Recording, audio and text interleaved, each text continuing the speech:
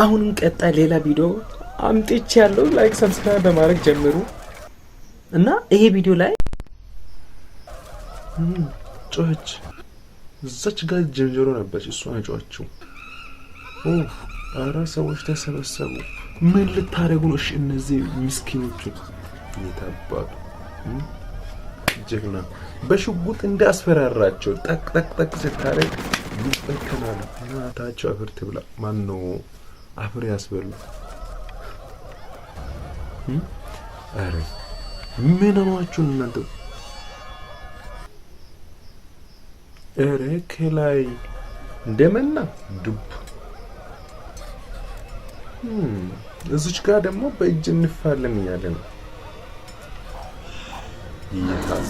ወንድ ልጅ ቆረጠ ነው። ወንድ ልጅ ቆረጠ። ሽጉጡን አቀበለ ለነሱ ያዙ አለ።